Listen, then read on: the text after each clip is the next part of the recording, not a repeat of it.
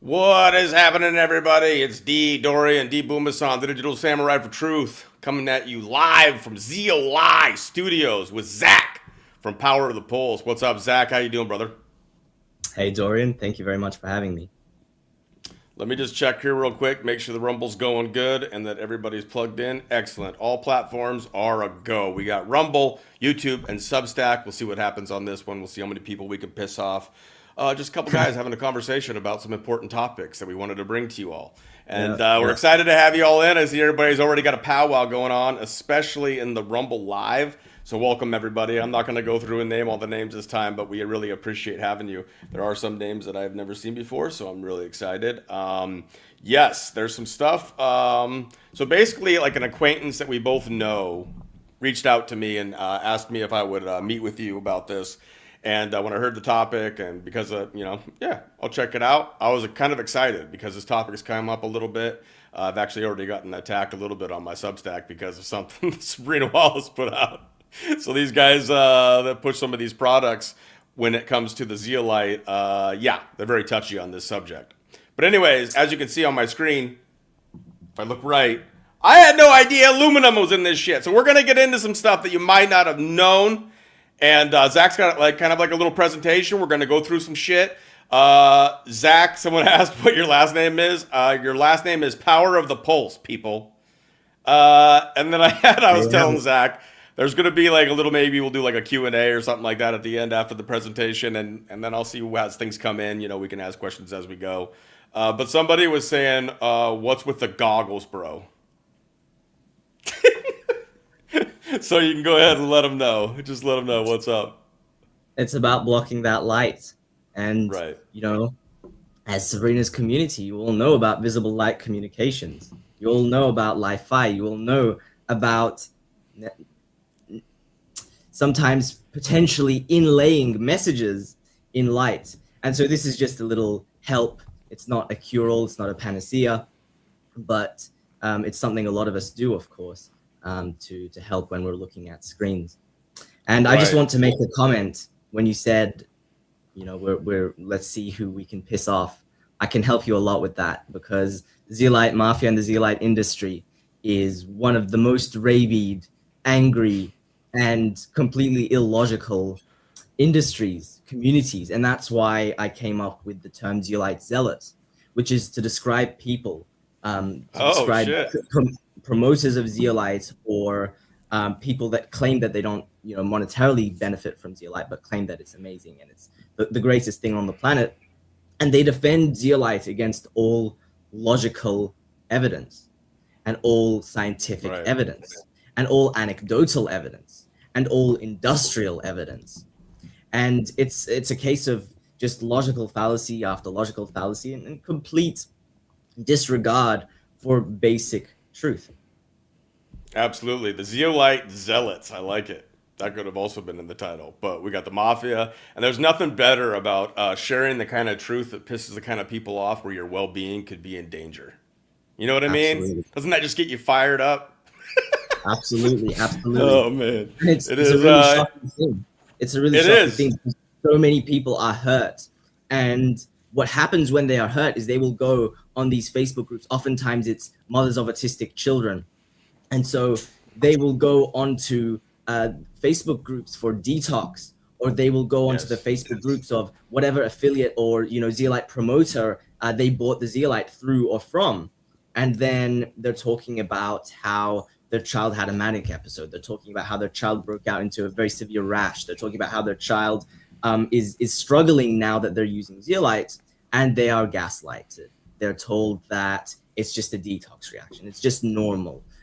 It's just part of the process, and they're actually told to increase their dosage. They're told to increase their dosage when they are suffering, and as a result of extreme adverse reports, and that's what they are. And there are thousands of these adverse reports that have been censored and taken down or gaslighted, and it's very, very sad. It is sad. And was it coming across a lot of that information is what kind of fired you up? Because you said that you've been researching this for about at least a year and a half. but coming across these stories that you're talking about right now are the kinds of things that kind of drove your fire to research this further.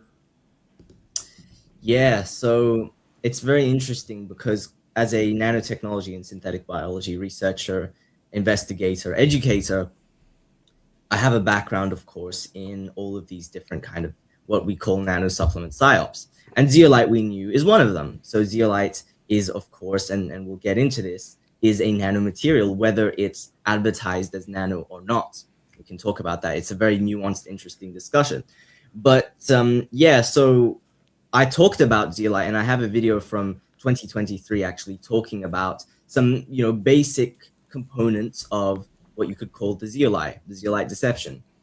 And what happened is that maybe I can't remember exactly, a little while later, let's say, somebody reached out to me and they said, we know what's going on in the zeolite industry, which I didn't know what was going on. I didn't know about the Zeolite Mafia.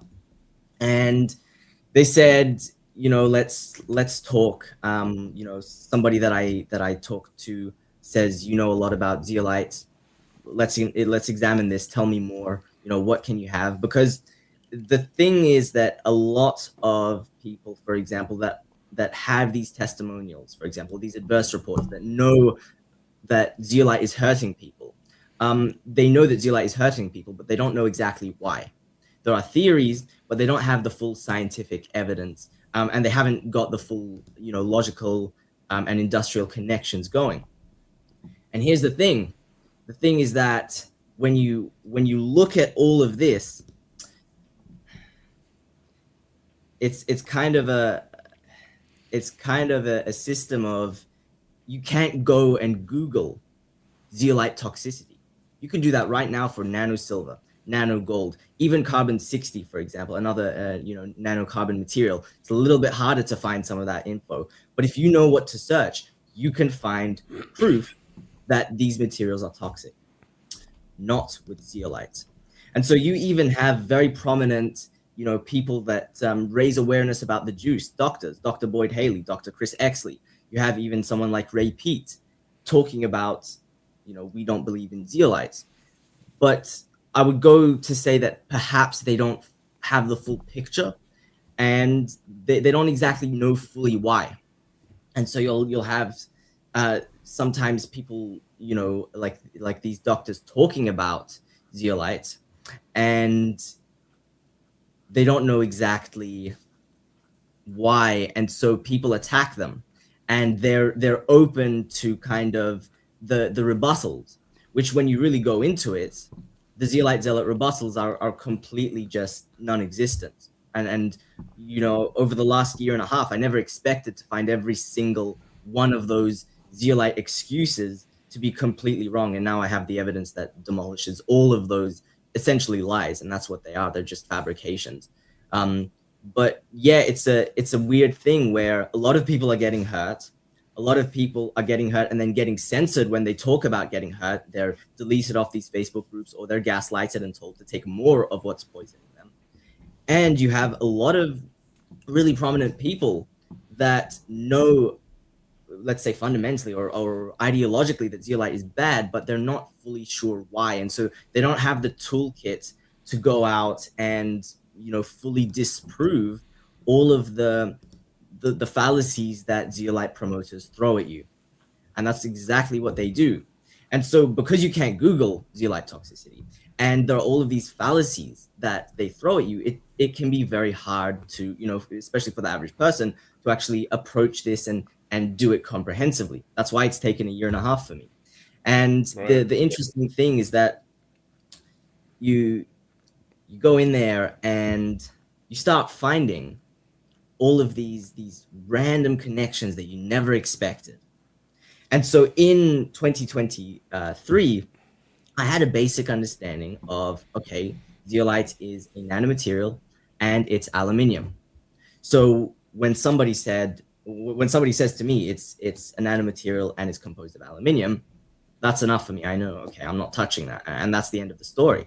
But when I was approached, they said, well, okay, prove it first of all. I said, okay, easy, no problem. And then they say, oh, but the Zeolite promoters are giving us this excuse. The Zeolite promoters are giving us that excuse. And so I had, a few conversations with Zeolite zealots, and I had identified them even at that time as zealots in that video that I mentioned. I just wasn't fully aware of how broad the deception is. And I talk about the confidence trick a lot because that's exactly what it is. It's a confidence trick where what they've gone and done is they've made up a bunch of stuff, and it's mainly unchallenged because people just think, why would they just go up and lie through their teeth?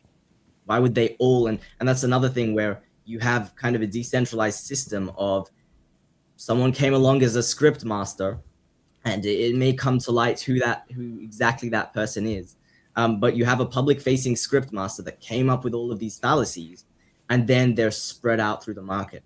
So now you have Zeolite promoters, you have Zeolite users, you have Zeolite affiliates, you have Zeolite like Detox mums on TikTok and Instagram that are all promoting the same talking points. And so somebody comes along and says, well, surely this can't be wrong. And I think there's a gentleman that talks about propaganda and psyops. And one of the signs of a psyop is when everyone is repeating the exact same narrative. And that's what's happening with Zeolite. The exact same talking points get copied and pasted. And it's all to convince you that Zeolite is, the greatest nano-aluminium silicate that will heal everything. Right, and some of this stuff you're talking about is exactly what I've encountered. I'm in one section of what's called the truther movement, where that's what I come from. I could say that I'm a whistleblower because I was working behind the scenes for one of these guys. He was big on like certain health protocols, and then he had his name and all of everything. He had this big old disclaimer on him and stuff, but we were giving him out, once the COVID vaccines and all that crap came out. We were giving out all this stuff, but Zeolite was one of the things that was included in that. And you have a lot of disinformation doctors, and you have a lot of people that seem to be, because you have always like truthers and people calling out this what they call the Mockingbird mainstream media. But there's the exact same thing going on in alternative media. It's the Mockingbird alternative media. They look a little bit different because they look like, like you and me. They look like normal people, quote unquote. They're not always in a studio. I mean, you got stupiders that puts like a studio up and makes himself look like he's like, I don't know, more professional or some shit when he's not. Go back to his Focus days, Focus, his rapper name. Anyways, you get these guys out there that start running these narratives, and it's the same thing, and they're all connected to these networks. And so Zeolite's one of those that I never even thought about really. I didn't think it was bad until more recently, where some, Sabrina's talked about it, some other people have brought it up, where it was a concern. And you got certain things that are coming out right now that seem to be like, they're looking for like the new next cure, methylene blue, and all these different new names are coming out of various things. And what they did when COVID hit is that like they separated people that were going to stick with the mainstream and people that were more likely to push back and go alternative. And Trump helped with that, with fake news and pushing people to alternative media, which became places like Rumble and these different platforms, Brighteon with the Health Ranger, and these different areas where people were going to get the real news. And so the same thing that happens in mainstream is now happening in alternative, but they're packaging it in a way that that people like us, people that are more skeptical, I guess you would say, of the mainstream, and we don't trust people. Maybe we might even, like me personally, I think there's a lot of people that conspire to do things. So there's conspiracies. There's things that have happened where I'm like, you motherfuckers are lying about that shit. So I'm gonna go look for my information elsewhere, and that'll include alternative media. So here we are. And so we brought up the wellness company in our conversation that we had that wasn't recorded or wasn't live. And so there's these basically companies and networks that are taking over alternative media, and they are pushing these new wellness products. And they're also pushing pharma in a new package to alternative media people, making them feel as though it's safer. But when you start talking about something like this, aluminum, and then I just pointed out, I was like, I don't know if you noticed maybe you weren't paying attention to this aspect of things. I get into a lot of the Satanist stuff and whatnot. 13. If you listen to a guy like Juxtaposition, or you get into what the numbers and stuff like that mean, 13. What is 13? Unity amongst Masons. You got all this very strange stuff around this even number 13 on the periodic table, aluminum. So we can go ahead and get into it, Zach, but we're going to touch on all this stuff throughout. So buckle up. Don't have any idea how long this is going to go. We're going to do it until we feel complete, and then you guys can give your input ahead. But yeah, there's these businesses that are now marketing as if they have the new cures after the world has been hungry for all this stuff that some of us in the truther movement thought was going to come out. We thought there was going to be cures for cancer coming out, and some people will argue that they are out there, but they're suppressed. Well, just like Zach was saying, zeolite, you can't research it and find that what the truth is necessarily about it. They've suppressed a lot of stuff surrounding various things like zeolite. So let's get into this, brother. Yeah. You have to get cluey. You have to be a detective. You have to go look at the research from the 90s. You have to look at the history of things. You have to look at the industrial application and the industrial research. That gives you a lot of information. Why don't you pull up 11 Aluminium, the thing, because that's exactly to your point about repackaging. This one? Yep, exactly. I had a recent Substack called Repackaging a Poison. And that's exactly what you're talking about, where essentially, you have some people that say, okay, well, our role in this, whether knowingly or unknowingly, like maybe I'll revise the bit where they say, some people say that these people will be our face for exactly the same thing, exactly the same pharmaceutical products, exactly the same nanomaterials, exactly the same metals, nanomesals, and what it's all about really is presenting things or presenting solutions from someone that people identify with and trust. So if you don't identify with and trust the doctor, then that's okay, because we'll have the person that fights the doctor and is against everything the doctor does, and yet somehow they're promoting the same thing, again, whether knowingly or unknowingly, because there are certainly, this is such a for lack of better term, psyop of epic proportions. It's very easy to be sucked in. And something I discovered with having insiders in the zeolite industry, people actually coming forward to me, is that these gurus actually that are promoting zeolite, and these celebrity doctors that are promoting zeolites, they actually don't have any relationship to the formulation of the product. They don't know what's actually in the product. They've been given, a sales sheet, a script, a manual for what to say and what to promote and how to angle things, and that's it. They have actually no idea what's really in that bottle, and you'd be surprised what actually might be in that bottle. You see a label called zeolite, and it might not even be zeolite in there. So yeah. And real quick, and I got some things to say about this image and whatnot, because this lines up perfectly with some of the stuff I exposed. Whatever we adjusted on your audio, though, turn off that last one, because it's kind of like taking your volume. Like, your volume's really good, but it's like kind of quieting you at the ends of your sentences, and I want to make sure that you come through loud and clear. So if you could, we'll test it or whatnot. Thank you. I fixed that. How does that sound? Yes, that's going to, thank you.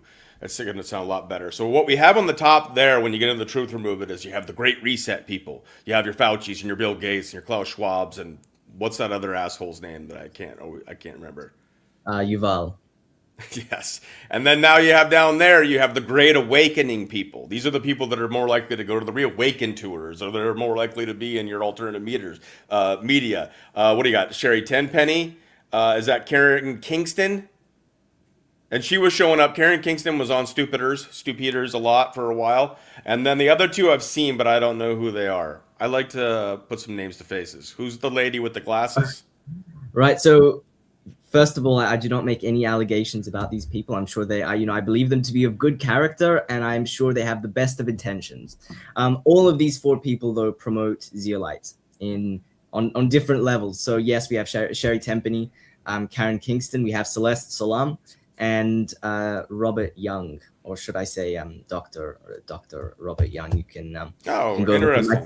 Is he in prison right now?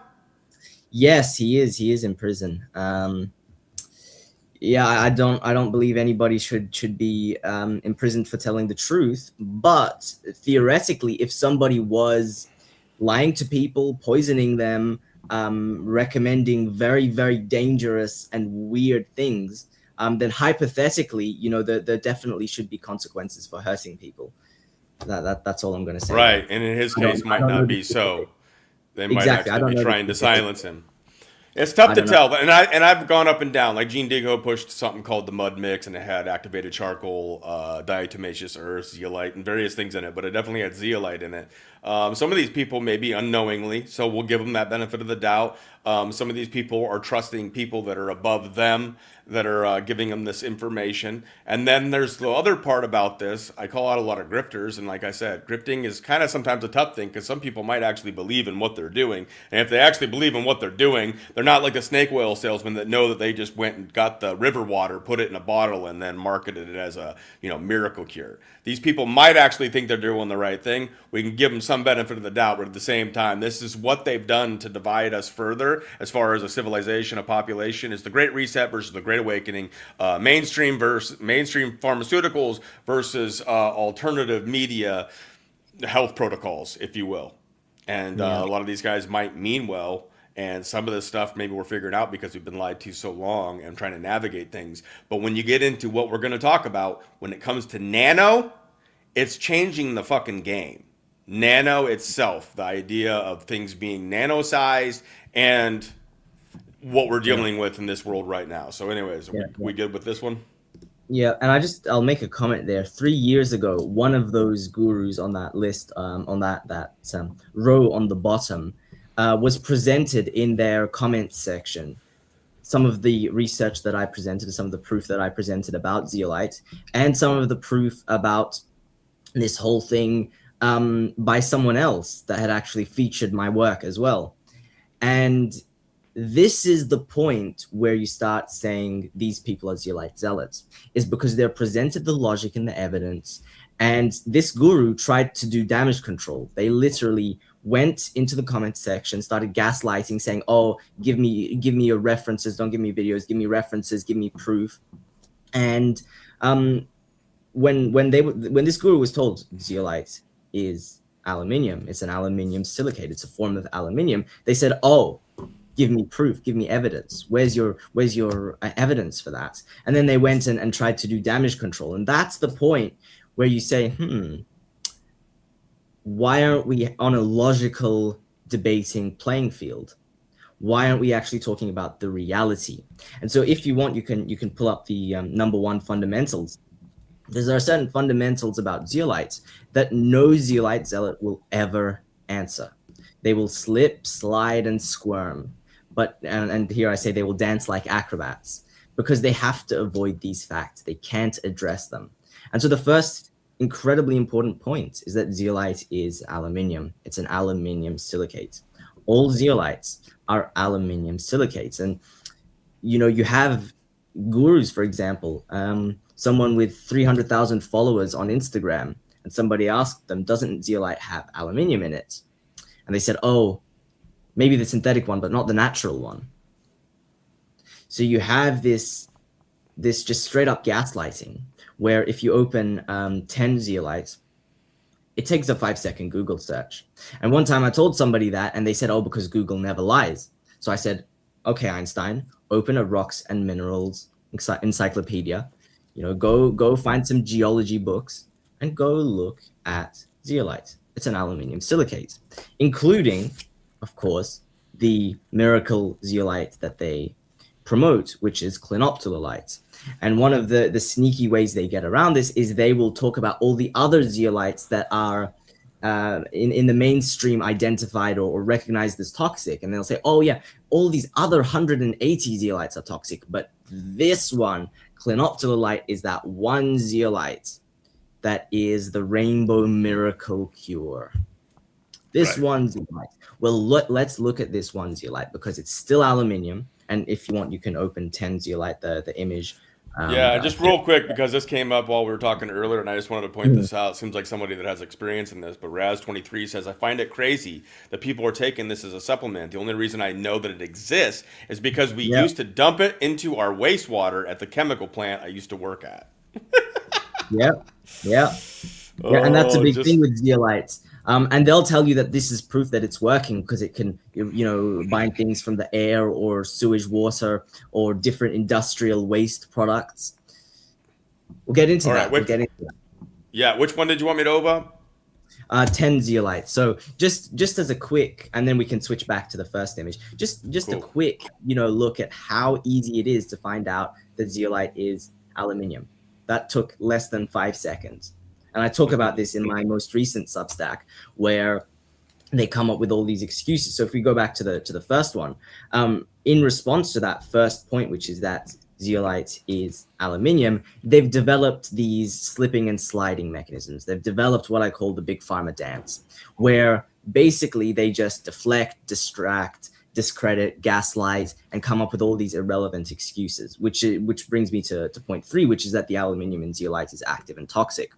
And so, for me, for you, in our communities, we know that zeolite just being aluminium and a nanomaterial is very bad. It's toxic. Let's not do it. We've heard Sabrina talking about it. We've heard Tony Pantalleresco talking about it. We know that zeolite is probably not a good idea. But what I realized is that the people that are really getting hurt aren't the people in our communities. Once you come into our community, whatever psyops you've fallen for in the past, you learn about them and you do your best to recover and just make better decisions moving forward. And there's no point, beating yourself up about that. I've spoken to a lot of people like that, and it is what it is. But then the people that are seriously suffering are very vulnerable populations, people that have been extremely injured by the juice and desperately want a solution. Oftentimes the parents of autistic children. That's a big thing in the zeolite community.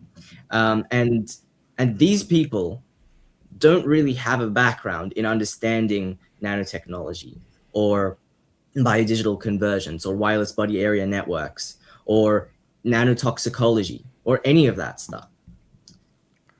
And so it's new to a lot of the population. And then, like I said, COVID changed the game in a lot of ways, a lot of different ways. People all of a sudden were doing everything they were told about 6 feet apart, social distancing, and all these different things that they had us doing. And we thought, we as in people, I guess, that were in this space where it was like, I'll just say for myself, I never got any of the juice, as we say, and I haven't had COVID once. Now, people that have taken the juice, they have ended up with it plenty of times. Then there's questions about the PCR test, whatever. But we get into this area now where medicine was put out in warp speed, as they said. And now all of a sudden they were able to do things that they weren't able to do before because it was an emergency authorization. And then you had this side of things, the rebels, the people that were going to be the talking heads, the operatives, I think a lot of them connected to 3-letter agencies. They came in with solutions for the people that were not going to accept the jabs, the juice, and they came in with stuff like this. This is how you can get it out of your body. This is how you can protect yourself. And so you've talked a little bit about the difference between synthetic and natural, but when it comes down to it, especially when it gets to the nano size, there's still the same reasons to be concerned about it, for one. But then now you're having this, and then you can't talk to this about most people because they don't even have any idea about various things that are going on, whether you want to get into the chemtrails or the various things the FDA allows in our food, the water supply, and all this stuff that our body's taking in, and how is this interacting with that stuff, which is stuff the mainstream will never even talk about. So we have a situation here where all these people are making tons of money because they're marketing this, they're snake oil salesmen, and some of them might not understand what they're doing. They're trying to help people that are in dire need, and they're pushing this stuff like crazy without enough actual information and knowledge about it. So go ahead, sir. 100%. And so let's just finalize the aluminium section, and then we'll move on to the nano section. 100% hard materials science. Yeah, thank you, Sabrina. Okay, so if we go to number one, health is not, then we can clearly see.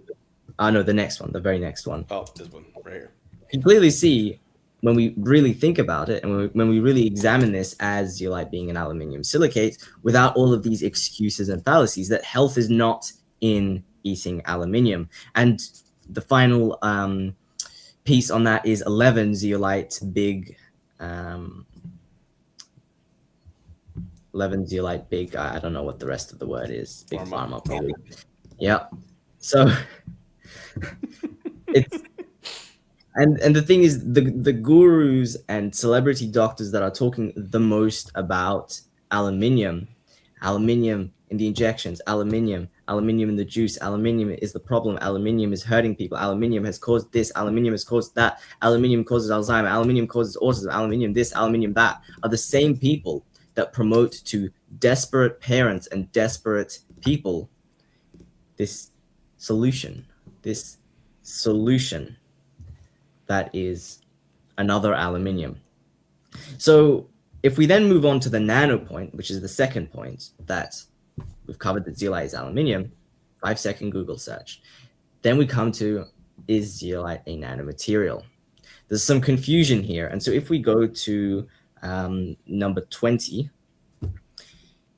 the thing with this is that people get confused because there are also zeolite products that are marketed and advertised as nano-zeolite. And then the zeolite that isn't marketed as nano-zeolite. And so if you look at these two grids right here, essentially you can see that the grids in these two tables, these cells, are exactly the same size. And so with zeolites, you have, all zeolites have these nano-sized pores. You have, of course, an increase in surface area due to this porosity, and you can go look into that and its connection to the quantum mechanical effect and nanosciences and biological and chemical reactivity. But what you're looking at here, essentially, is you have a big particle. Let's say we literally have a zeolite molecule that's this big, like it's this big, it's as big as in between my hands. It has these nano-sized holes in it. Now, what a company can come and do is chop it up and then make that, and if you look at the table on the bottom, you can make that particle on a nano size with nanopores inside of it. So the pores stay the same. The surface area actually increases more, but the pores are still the same size. It's a internally structured nanomaterial. However, when you get a nano-zeolite, it's just the overall size has been shortened to a nano size. And really, if you want to look at it, and we can go to 20 nano versus non-nano, why does zeolite bind to things to begin with? Why is zeolite used in industrial chemical processes, in wastewater sludge and sewage and whatnot? It's because zeolite has these abilities ionically to bind to cations because it is a nano material. That nano size and surface area and those nanoscale phenomenon are what makes zeolite able to do the crazy, wacky, and horrendous things that it does. And so the difference with overall zeolite that has been shaved down to a nano size is that, of course, because it's shaved down to the nano size, it's advertised, of course, as crossing the blood-brain barrier, as detoxifying your whole body, going everywhere. And of course, there are certain nanotoxicological concerns specifically with that zeolite, in addition to everything else, like, for example, indefinite accumulation, because we don't know if the body can ever remove some of these particles. And of course, when you shave the zeolite down, an already unstable material in the stomach becomes even more unstable because it's now smaller, it's weaker. And right. so, and yeah. What about this, real quick, because someone bringing up a good point? Wasn't aluminum one of the issues that was with deodorants that was Absolutely. exposed with sucking it in through the pores of your armpits? And I stopped using deodorants because of that very thing, and I'm pretty sure it was because of the aluminum scare and the problems with taking in too much aluminum. Absolutely. But that's exactly the thing. They want to tell you that all those aluminiums are something else, and all those other toxic zeolites are something else. This is the good one. And what helps is the zeolite whitewashing that I talk about. I spoke about this in my most recent Substack. I put a clip from another interview there. And essentially, any research before around 2001 will tell you the truth about zeolite, or let's not say any, let's say a great majority of research will talk about clinoptilolite being very toxic, and we'll actually talk about clinoptilolite, specifically, the natural safe zeolite. They'll talk about that as actually, there was some studies there that it's very similar in its toxicity to asbestos. After 2001, though, things change up, and they found a way to repackage that toxicity and say it's an immune stimulator or an immune activator or immune modulator. And I talk about that as being just whitewashed, repackaged version of zeolite being toxic, and the older research before 2001. And of course, a lot of that research, of course, is nowhere to be found on the internet. You have to go through other means. And so when they cut it down, it actually increases the surface area? It will naturally, yeah. So anything that you make smaller into the nanoscale, you will increase the surface area. But yeah, those nanopores are exactly the same, same size, and that's why all zeolite is a nanomaterial. Interesting. And then the idea is that there's other nano that's forming in the body, and then with whatever you want to, there's so many things, like I don't really care about what I say, and we'll see what happens with something like this. But anyway, so the idea is that the injections in the rollout were actually a biocyber interface. So something was going into our bodies, and then it could actually accumulate other metals and other things to build information, biosensors, synthetic biosensors or something like that. Now, you can correct me anytime that you want, Zach, but Teslaphoresis, is that the way that it's said? Yep, Where that's Teslaphoresis. Yep, from Rice University, the famous clip. Yep. Right, the famous clip from Rice University where the metals and all that stuff is coming together and forming something within the body, and then what do you see coming out a lot in some of these morgues and stuff like that, where they actually expose the blood clotting that's happening? What's really happening in there? I don't know exactly. That could be something else. But when I think about all these little nano things accumulating all in one area and getting caught in our freaking blood veins, that kind of stuff freaks me out, man. And we just haven't been told the truth about hardly squat on anything, so we're questioning everything. So if anybody has a discussion to be had, well, the discussion is there, but we're challenging what's being put out there right now, because it seems like over a course of a 1.5-year study that Zach has done in researching this stuff, a lot of people have tried to come out and say that they're having problems with this, or their children are suffering because of being given this kind of stuff. And you got to figure out what that is all about. But you're introducing an aluminum, it's another metal, into the body with these other nanomaterials. It seems like it's open for a problem to be had. That's all I'll say. Exactly. And some people will openly say, and you tell them, and they'll openly go immediately. Some people have that reaction immediately because they haven't been hit with the psyop, or they're very just awake and aware. They don't have more propensity for this cognitive dissonance, succumbing to it. So you tell them zeolite is aluminium. You don't even go into nano, and they'll be like, hang on a second, why? I'm trying to, these people are trying to get heavy metals out, so why should I take another toxic metal? And it's as simple as that. And so that's, I'll always circle back to this base point because it is foundational, and it is so important and easy to understand once you completely demolish all of the excuses and fallacies. And so if we go back to the first number one fundamentals, if we go back to the 5 facts that zeolites can't handle, we've covered that zeolite is aluminium. We've covered that zeolite is nanotoxic. This is another topic which is very interesting, that the aluminium in zeolite is active and toxic. So you can't tell me it's inert, it doesn't break down, it's stable, it's caged, all of these fallacies. And then number 4 is that zeolite is used in injections. That's an interesting one. And it's used in biosensors. Of course, this community knows exactly what I'm talking about. Number 5 is that Big Pharma and Big Petrol researched, developed, promoted, and funded zeolites.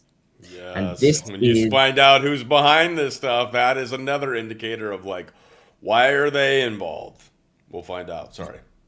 exactly.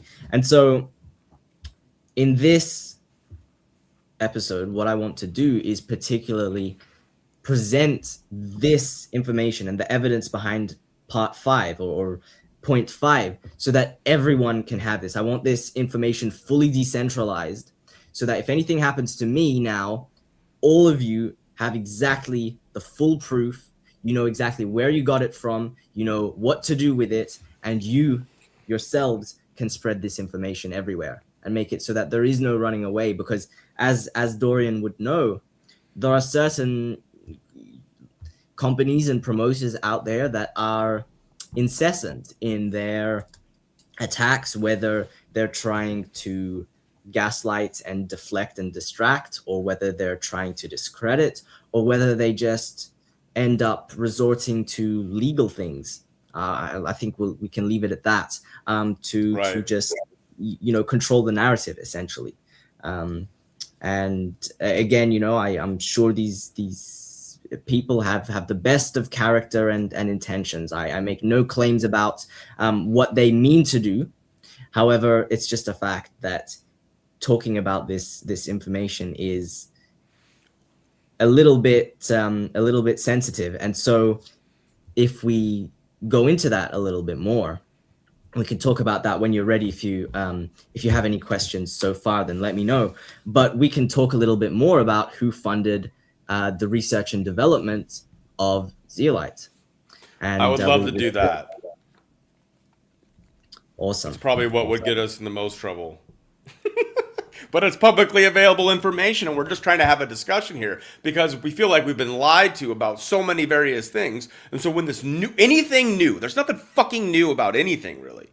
You got your nano stuff and stuff like that that's coming into the public view and in the conversations that people are having on a regular basis. But you're not going to come up with some new cure when a lot of the stuff should be natural out in the world, and now you're coming in and like Sabrina and some people are saying, why add another metal to detox from heavy metals and all these other problems that we're having? Exactly.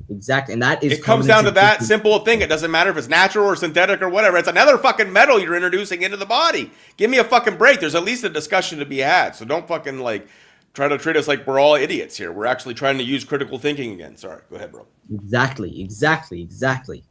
And so, okay, let's share the link now. So the scribed link. So and while you share that around, I'll explain. So the International Zeolite. The one that you put in the private chat. In the chat, yeah. Cool. So I'm gonna grab this link while he talks. I'm gonna be putting it into the live chats on all Rumble's, YouTube, and Substack, guys. So go ahead, Zach. Sorry. And so actually, let's backtrack a little bit and say I've made a big claim. I'm saying that zeolite research and development was funded and promoted by Big Pharma and Big Petrol. Now you might be curious about Big Petrol as well. We'll talk about that. So the International Zeolite Conference was founded in, I believe, 1967. And at a certain point, they changed their name a few times. And then that led to the formation later as well of the International Zeolite Association, which has basically a database of information about zeolites. And of course, there's great industrial interest into zeolite and has been for a while. And so if you go to this link talks about the history of the International Zeolites Conference. I believe this at some point was on their website. I could be mistaken. It is no longer there. And so this was the link that I was able to find on Scribed. And so there's a lot of really interesting things in this document, but I'll focus on a few. And initially I had planned to actually release a Substack article that went along with this interview and linked to this interview so that everybody could reference exactly what I was talking about. And then recently, actually, I discovered more damning evidence inside this document that I previously hadn't known about. I had thought I had everything from this document that I could get, and I just recently found a whole lot more. So that will come out soon. with everything that can be found in this document, at least from my perspective. However, if you look just in their first year, this International Zeolite Conference, whose stated aim, of course, is to promote and organize and encourage the development and the research of zeolite, to share scientific information about zeolites, and to promote its research and use in industry. I think that's completely fair to say, promoting its use in industry. If you look at their first year, let me pull this up. Yeah, if you History want to pull it of up, IBC. So I believe the first year was in 1967. Yeah, in London. And in the first ever year, I'll actually tell you exactly which page to look at. So if you look at 18 participants, you can see a whole bunch of big petroleum companies. And this is very, very clear from the get-go, is that you have all of these petroleum companies. Now, not only do you have petroleum companies and chemical companies that, of course, are producing all these different chemicals for industry, you also have some chemical companies that were, in those decades, involved in pharmaceuticals. And so this is a little foreshadowing of what comes later. And so even... Do you not want to show this on the screen, or do you? Because we're giving you guys this document so you guys can all go look at it for yourself. But I don't know if you want to share on the screen. I can do it on my end, or you can if you want. Or did you not want to? I think it's a bit finicky with this. I have some things set up for later to screen share, but let's just talk about this one in general, and then. What about this? Okay, can you scroll down though? Because perfect. Okay, so you have that. There you go. And so I'll give you guys some clues from now. You have, for example, W.R. Grace and Co. And these guys were involved in those decades. They're a chemicals and materials company. And they were by the 1960s, and this is 1967, producing materials for pharmaceuticals. They were actually, in 1963, they introduced a silica gel for pharmaceutical desiccants. So around that time, they're also funding zeolite research, or funding the International Zeolite Conference, which is promoting zeolite research, collaboration, and development, promotion of its use in industry, etc. You also have, again, this is just the first year, you also have, where is it? I think towards the end of the third last line on the right. It's right there in the participants where you were zoomed in. Imperial Chemical Industries Ltd. And those lovely people were, at one time in Britain's history, the largest manufacturer. And so Imperial Chemical Industries was also involved in the pharmaceutical sector in the 40s and 50s, so 20 years or more, maybe 30 years or 40 years potentially, before this conference. And very interestingly, while they were actually looking into zeolites, they also were doing all of this stuff. And in 1993, sorry, that's what I wanted to say. In 1993, fun story, they separated out their pharmaceutical biosciences businesses, and they named it Zeneca. Now, Zeneca later, this may sound familiar, Zeneca later merged with a Swedish pharmaceutical company called Astra something, maybe Astra AB or something like that, and they formed AstraZeneca. And AstraZeneca, you may know, I'm not sure about in the US, but in Australia, these were very, very big producers of the juice. And it was actually pulled from the market because of, a whole fiasco. But and so this is just a little taster of what is to come. And so in the 70s, there's on record somebody, or actually an organizer, someone involved on a high level in the IZC, talking about the potential for zeolites in medicine and pharmaceuticals. And then you find Bayer. So Bayer in the 70s, the great pharmaceutical that's company, on there too, isn't it? Yep. Started, but I think on Scribed, it'll be a case of it might have the page blurred out. I'm not sure. You could do Control Find on Bayer. I encourage everyone to download the thing in their own time, because I think with Scribe it's a whole process. But Yes. yeah, and then do searches for Bayer, of course, the great pharmaceutical company, one of the best in the world or top in the world. You also have Monsanto, which is big agriculture, that funded the IZC, and of course later were bought by Bayer, I believe. And there's more pharmaceuticals actually that were involved in this, but you can look at this yourself, and I hope that everyone kind of now has oh, there it is, Bayer AG, and we have WR Great Pro again. Yeah, and oh yeah, thank you for reminding me. The big petroleum companies in there are British Petroleum Company, Chevron, Mobil, Exxon before Exxon and Mobil merged, Universal Oil Products. I mean, it's absolutely. I mean, I hope you could see that at the start of this, it was a big statement to say, oh, big petroleum and Big Pharma funded Zeolite research, or funded the promotion of Zeolite. And I think this completely just shows what a reasonable conclusion that is.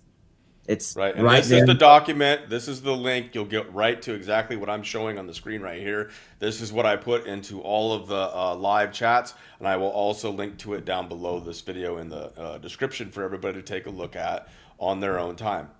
But this is where we're getting at. It's want to make sure that we're transparent, and that we obviously also cite what we're talking about here. Yeah. And also, interestingly, one of the years, I believe it was the year that Monsanto and Bayer funded the IZC, you also had Procter and Gamble, which is very interesting. Yes. I would call Procter and Gamble like a mini junior BlackRock of all these consumer products. Yeah, it's very interesting to see the kinds of people that were interested in funding and getting involved in the zeolite industry. Why were they interested? If zeolite really is this miracle cure, would they really be interested in funding its research? And you go further, because now you look at the modern day look at the pharmaceutical sector in zeolites, and sure, there are a bunch of zeolites used in various small products, sometimes for wound care and other stuff.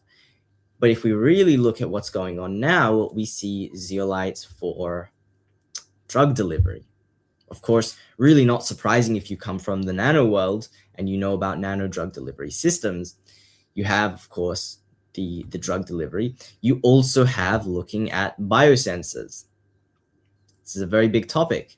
You have these interesting kind of applications for zeolites potentially in the body, and they talk about this, and there's research for this. So it's very interesting to see slowly how you can kind of put a timeline on this and say, so zeolites in the mid 20th century became very popular because, like, previously there was no really known industrial use, and then somebody invented a synthetic zeolite for petroleum, and so I think there's a thing of there was something like 200 million barrels of petroleum or petrol products that have actually moved through zeolite, and they use it basically to process the petroleum products and create different byproducts, or crack the petroleum molecules down. Yes, nano drug delivery systems and optical related biosensors all day. Well, that's another very interesting thing. And I spoke to a professor from I think it was MIT in the US. I can't be fully sure. And he told me about he was doing some research into nanomaterial toxicology, and I asked him about it.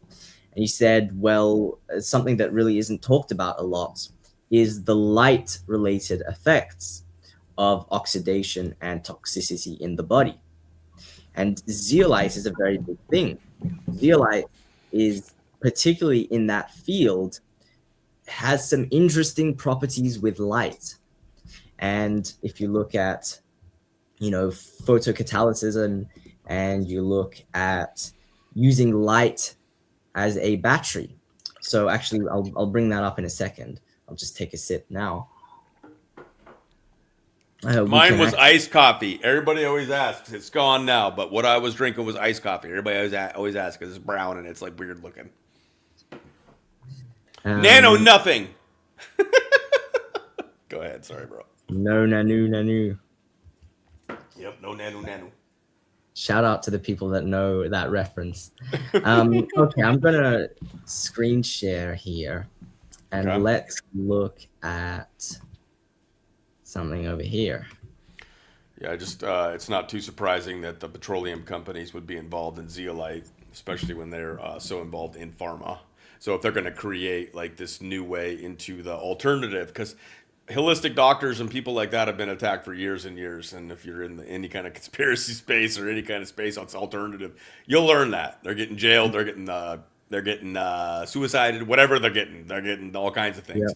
So if you're going to create products that can go into that community that still has a need, who's going to be behind it? The big money in petroleum and absolutely. Pharma.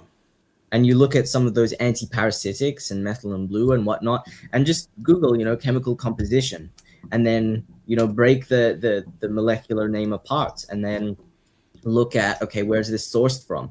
And really, the whole pharmaceutical industry seems to be just based on petroleum and coal products, and that's what they've shipped to us, but with a natural label. And so, obviously, petroleum is natural to begin with, and they can say it's organic as well because it's carbon based, obviously. But that's an interesting thing with they'll give you the petroleum based products with kind of a label. So instead of calling it a blue petrochemical dye, they'll call it methylene blue, give it a label. That's the same thing with clinoptilolites, right, for example. They're not going to tell you this is a nanostructured aluminium silicate. They're going to tell you, oh, it's zeolite, it's clinoptilolite, the special kind of zeolite, the rainbow sunshine happy cure-all that will make you leap tall buildings and levitate. And I've actually had somebody tell me that, somebody told me that if I take this nanometal, I might be able to levitate because there's this story about this guru that took this nanometal and was able to lift himself off the ground. And I'm just like, okay. You do you, man. You do you. Right. I don't know. It's, for me, I don't know. All you petroleum companies, I am an angel. Do not bother me. You cannot come after me. I got a halo, guys. But no, this is great information. I'm interacting a little bit with my chat. Fair enough. But one thing I wanted to note real quick is that there was a troll on the Rumble end of things that I have not seen for a little while that was talking some smack, and you dropped some facts on them, and they're having a little bit. I haven't seen them come back. I love it. I wasn't even aware of that. Yeah, you didn't. Now you know, and now they're gone. And if they want to talk some smack, keep bringing it because we just dropped a bunch of facts on you that you can go. You're probably sent by one of these Zeolite zealots, as you say. And so, what is this true? Yeah. Zeolite is an additive for cat box sand. Oh yeah, it's so it can it can control odor. I think some companies will also use diatomaceous earth, which is another nano surface area silica. Okay. And yeah, so what you're looking at here when we're talking about light, and obviously Sabrina is talking about light and photovoltaic devices, photocatalysis. What we're looking at here, and we can pull this up. I don't know if you can see that. Oh, yeah, you can see that. Yep. Basically, this right here is using zeolite as a coating for implantable subcutaneous solar cells to power pacemakers or wireless communication devices inside the body, or biosensors of various kinds. And this is something that's clearly in the public domain from 2022, where it's using the unique properties of zeolite to help provide that energy source. and you can go look at this. It has some interesting things. And you also have this, for example, right? Look at that. What is zeolite being used for?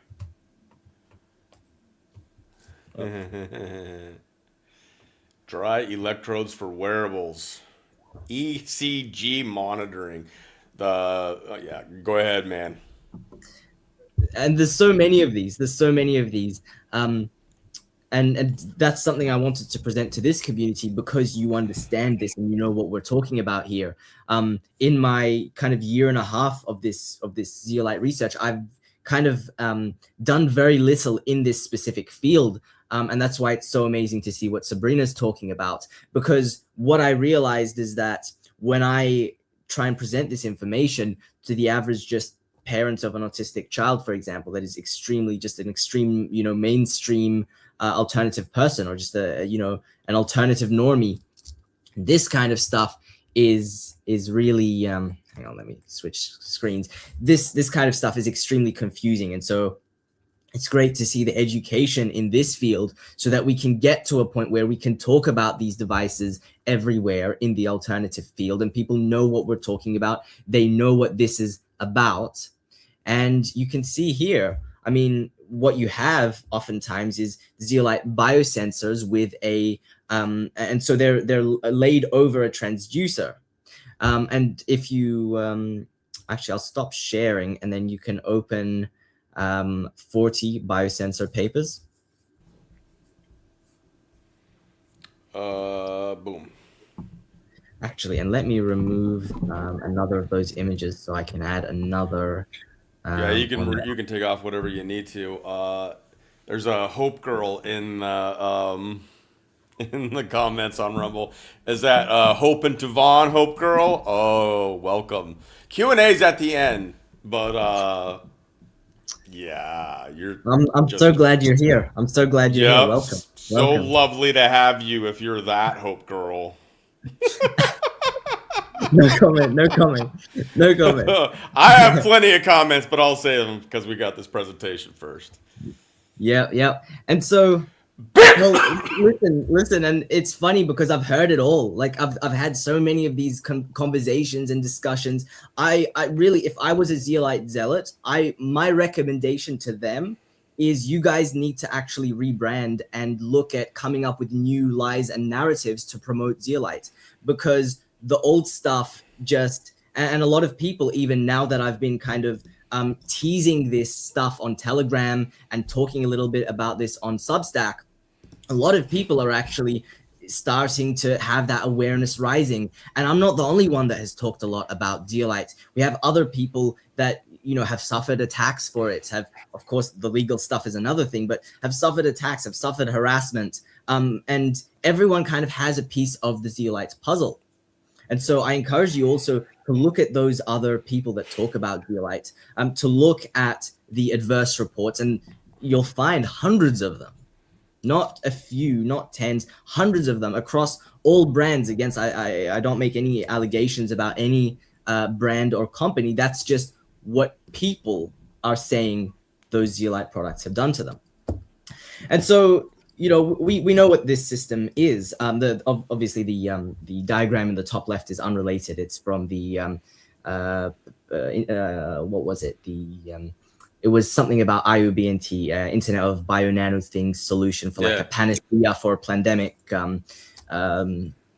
monitoring and testing. And actually, I believe they also looked at some solutions, in vivo solutions there. But if you look at these other papers here, and I show, how this system kind of comes together when you look at what these zeolites are used for. Now, I'm not making any allegations about, when you take a zeolite supplement, what that does to you in terms of this. And I think Sabrina is far more qualified to talk about that side of things. But I can present to you the very real reality of the industry. We looked at what Big Pharma and Big Petroleum and Big Chemical industry was putting into the zeolite game, to the zeolite field. And now we see this. Who's behind this? Is it people trying to detox?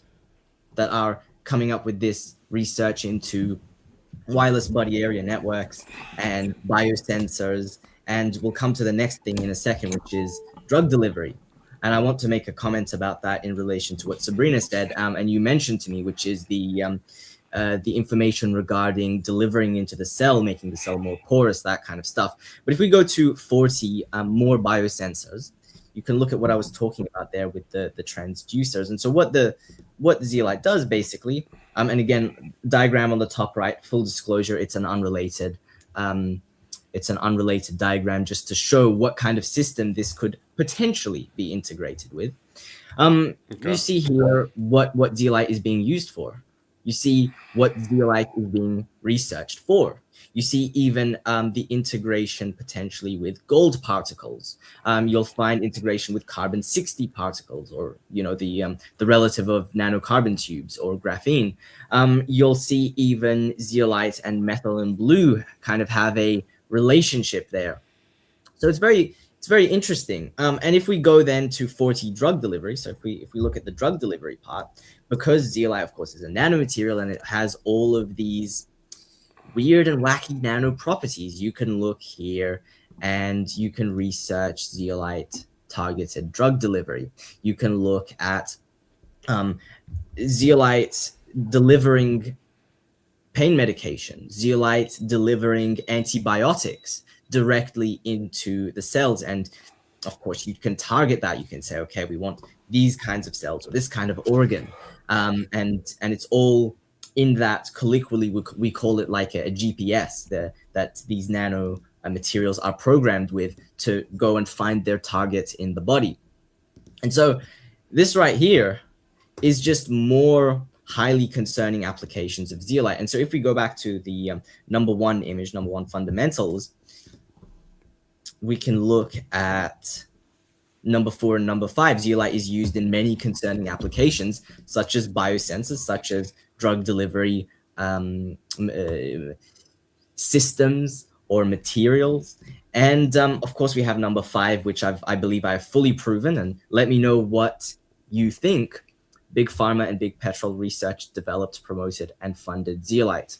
It's also interesting because if you look at that very paper, History of the International Zeolite Conference, or ICC, just a few short years before the first zeolite supplement hit the markets in the very late 1990s, you had involvement of another big pharmaceutical company that is, I would say it's fair to say that they're at the top of the game in the pharmaceutical industry. And, that's a point to what you're talking about, which is creating that alternative world of poisons.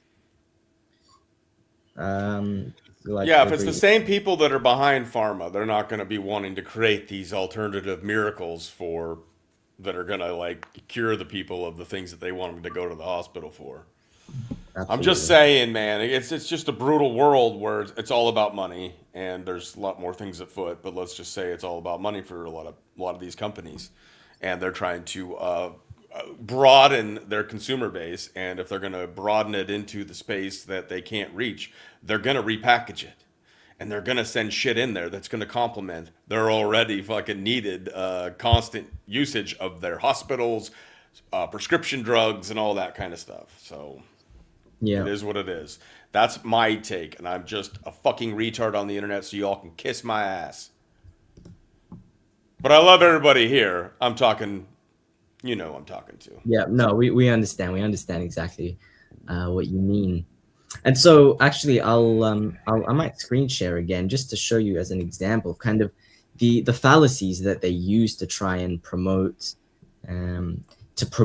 zeolite, and basically to gaslight people into telling them that zeolite, a nanostructured aluminium silicate that is used for concerning applications such as biosensors and drug delivery systems, and that was funded by Big Pharma and Big Petrol, they want to convince you that that is a detox. That right there is incredibly, the best solution to all of the issues we're facing. And they kind of conflate things, because sure, we are facing issues, and many of those issues are valid, but the solutions that they're presenting are parts of the problem. So how can you tell me that taking more metals and more nanomaterials is a solution to metals and nanomaterials?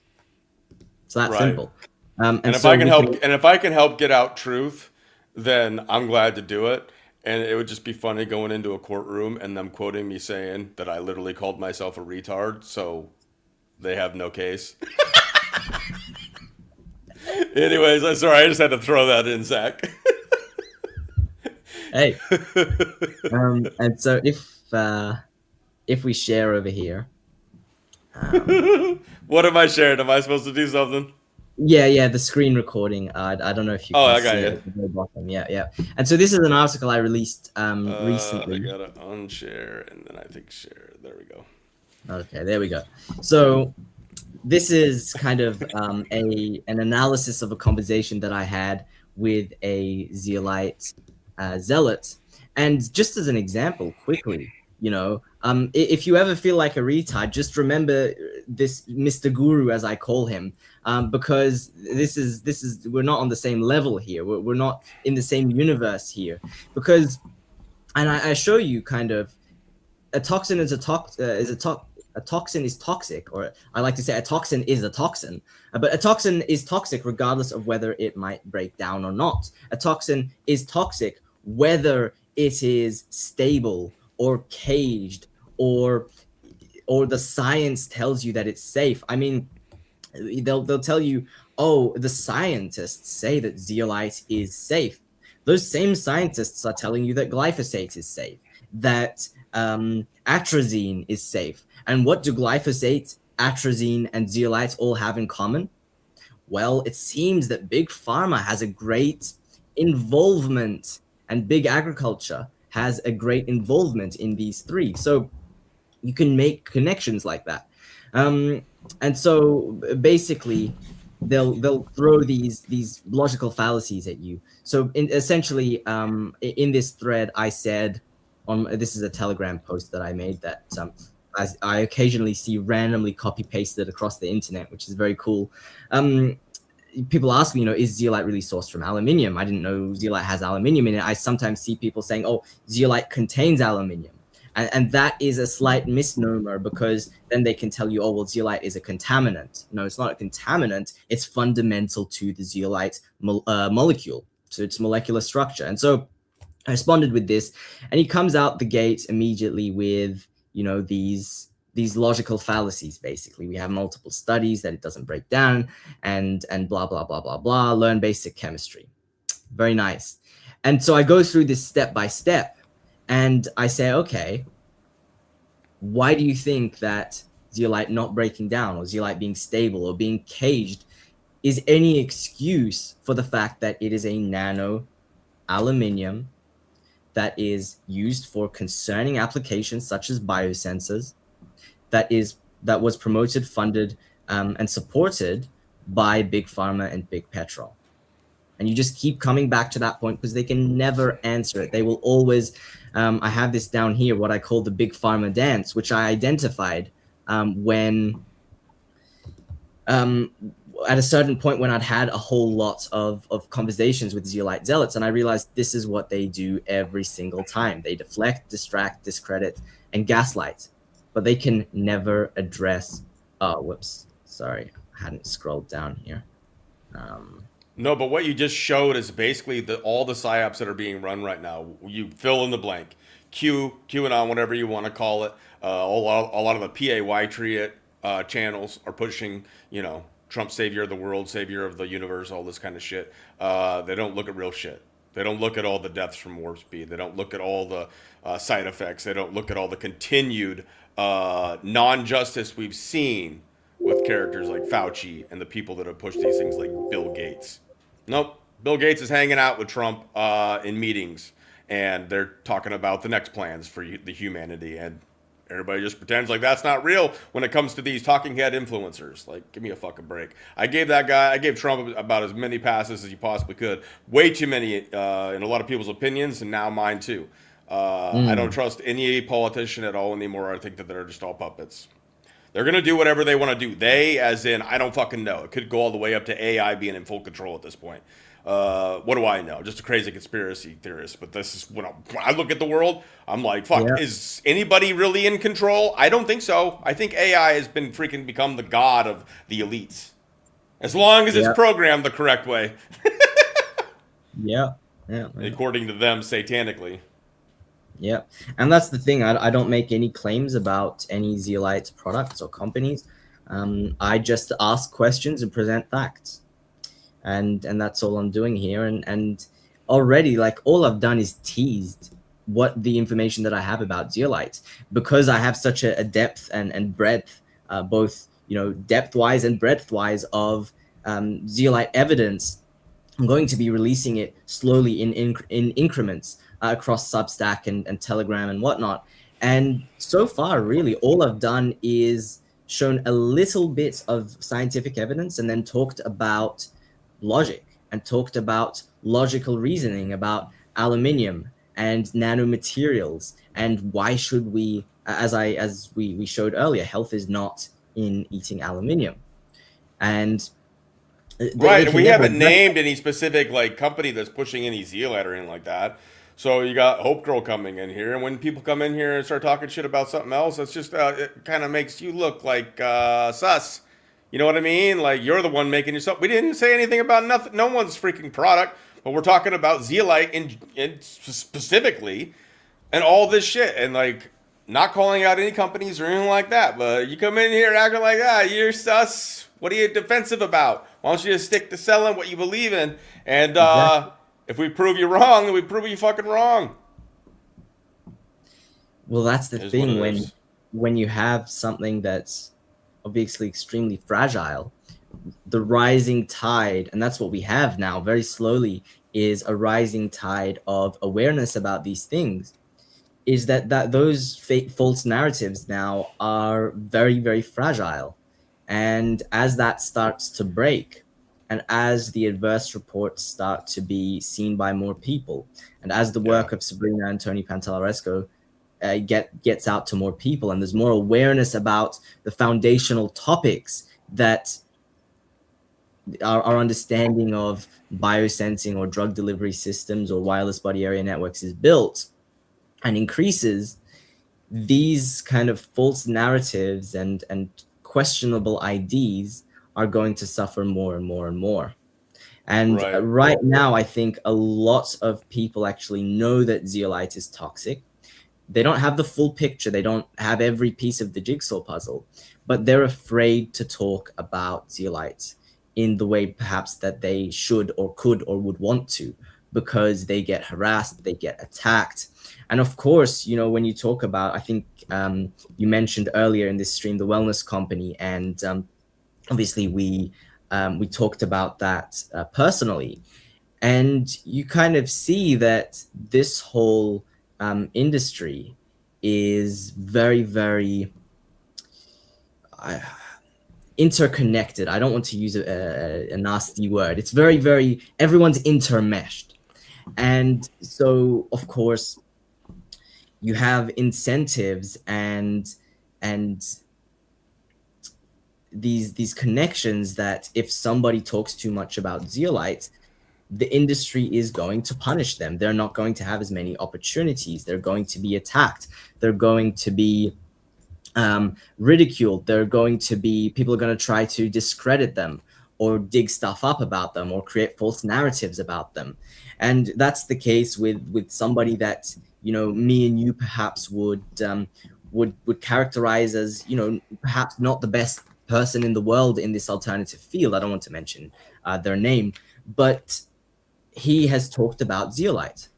And this person I have seen personally on thank you, on threads, for example, somebody in the industry saying, oh, hey man, when we were together in this location in the world, I asked you to revise your IDs about zeolite. It's great. I promote it. It's wonderful.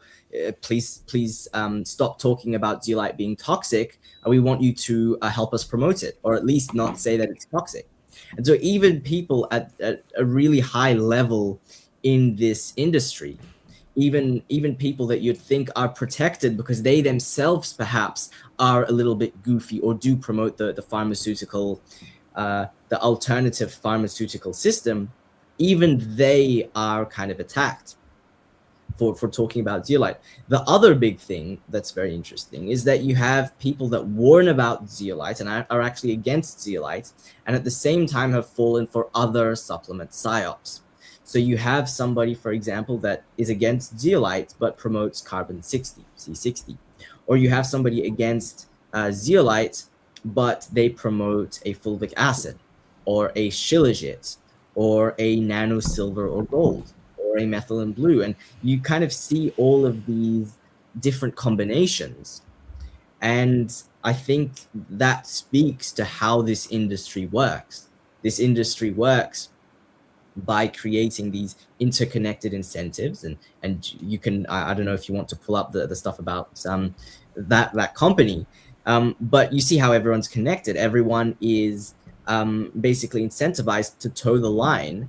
And if not, they're gonna get hit by the stick essentially, and they're going to suffer for it.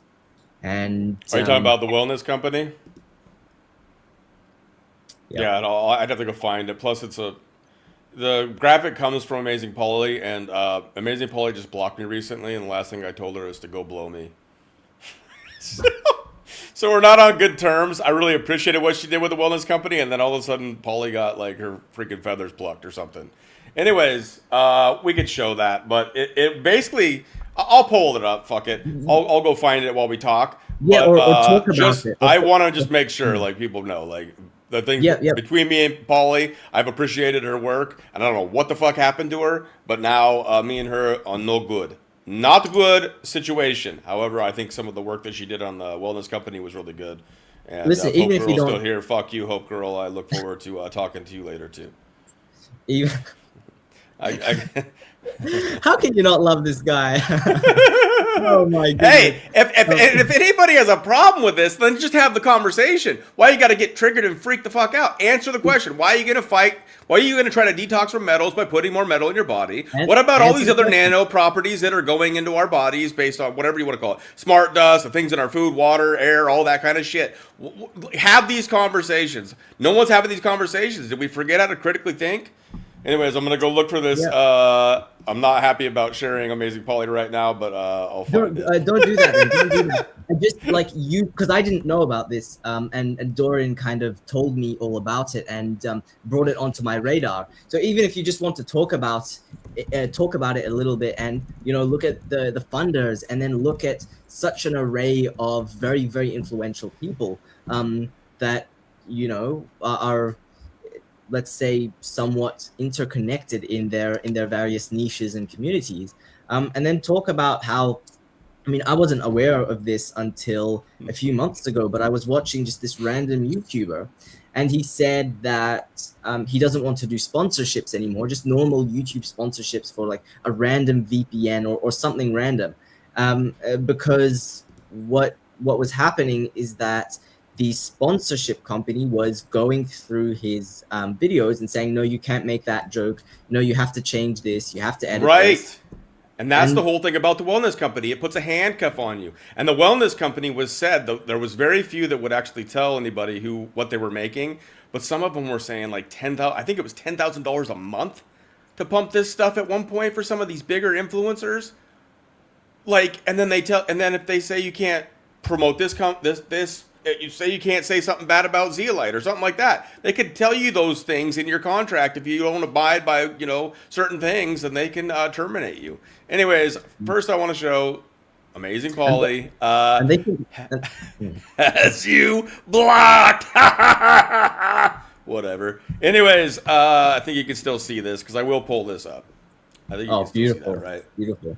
Right. So some of this stuff. So this is where it really gets into it. And I always say Diego Lopez. It's David Lopez, damn it. Foster Coulson is this prick right here. He's the CEO.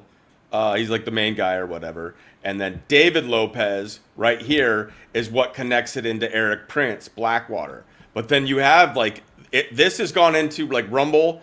This is in Truth Social. This is in lots of these guys, like with Tether, Locals. Locals is connected to Rumble, but it's Peter Thiel, JD Vance. All these people are involved. Like these are the high up ones. And then there's graphics where it's like influencers. So if you get into the influencers, let's see if we can pull this up real big. So you got everybody, and I just saw Andrew Tate. He was boxing recently, and after 5 years of not boxing for a while. So you can still see this on the screen. So I'll move it over just a little bit.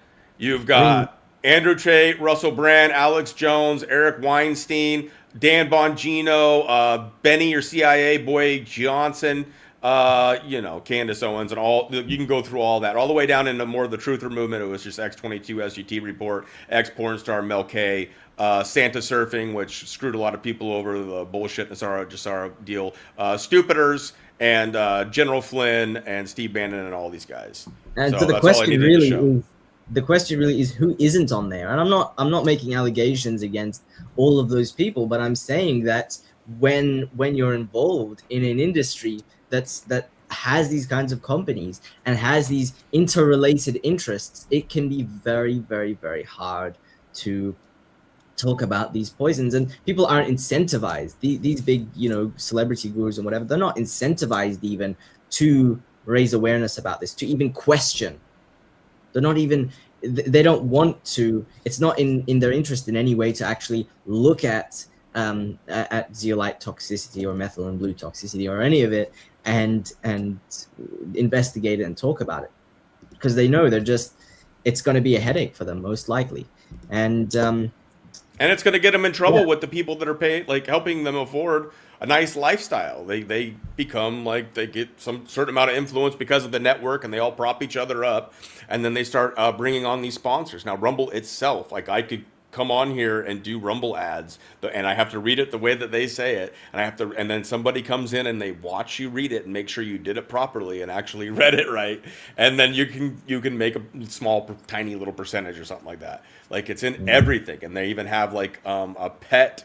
Like the wellness company also does like pet stuff. Like I can't remember exactly what it's called, but like they're involved with everything. So when you talk about when somebody goes on to do a show, like say I had a sponsorship with just XYZ company, doesn't matter the name, and somebody reaches out like they did, an acquaintance of ours, and says, hey, you should have my friend Zach on and see what he has to say about Zeolite.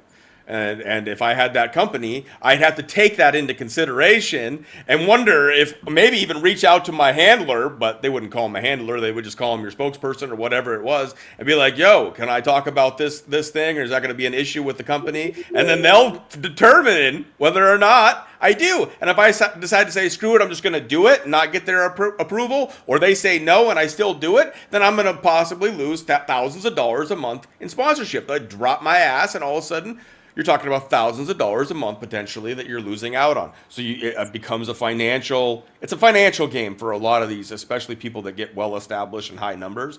That's why, I still feel like I'm small, and so maybe we can go under the radar a little bit, but who knows? You never know when something might blow up as far as like enough people coming out there and actually finding out and it getting to somebody in power that comes and tells Rumble, and then they take this damn video down or something like that. But if they do, we got your asses, because there's a whole lot of platforms now, and I'm on them, and I am going to show this video there and then point out what kind of pieces of shit you are, so don't fuck around.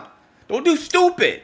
Too many people are realizing after what they did with kicking everybody off of YouTube and shit, a lot of conservative voices. Now might have been a lot of Q people and all that kind of stuff. But at the same time, like you kicked a lot of people off, now you're letting them all back on.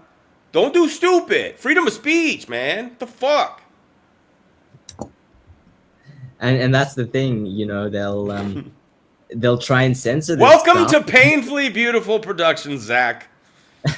And it just gets bigger. It just gets bigger when they try and, with the right, it's not guaranteed, but with the right, with the right response, it will get bigger. And we will raise that awareness. And I really believe in the power of this community, specifically in going out there and spreading the information, and then going and doing your own research. Now you have that link, history of the International Zeolite Conference, and you download it from Scribed, do your own research, look at it, find Bayer, find Monsanto, find the other chemical companies that were involved in the pharmaceutical industry at the same time. Look at the big petroleum companies that I just plastered over the whole thing, and go and spread that awareness, spread that knowledge. It's been incredible, just with a few teasers and a few little zeolite things over the years. I occasionally will find just random copy pastes of my posts or my links across the internet. It doesn't happen very often, but it's happened now 5, 6, 7 times now, and it's awesome to see that people are taking this information and doing with it what they need to, and spreading awareness, whether in their own way, in terms of spreading the information itself, or copy pasting a part of my post and putting it on TikTok or whatever as a comment, right, or just linking a video or an article or any of that stuff. And yeah, I think this community particularly is incredibly powerful in doing that, and it's a great culture that everyone has fostered. So yeah. Yeah, and it's growing, and I'm trying to make this about community. It's not all about me. I love having other people on. I love having other perspectives. I came from a cult, so I don't appreciate any one dominant freaking figurehead, and that includes me. I have strong opinions on stuff. I really do like share various things, whether it's my faith or whether it's my take on various influencers. And you might not have those. Then I'm just the annoying brother that you can say, oh, I like D in this way, but hell, I still think this or whatever. But great. I hope that you do have your own critical thinking. Being an individual.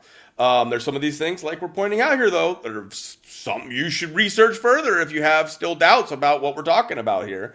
But that's what this community has been all about. And so people can believe different things and still come together and find a way, because everybody here is still trying to do the best for humanity. And the people that are likely to be taking these supplements and stuff like that are more likely to find this than they are to go to like a mainstream platform or something like that. They're going to find these alternatives. They're going to be in these closer to these, a lot of them are echo chambers because of the way that the AI sorts people into them.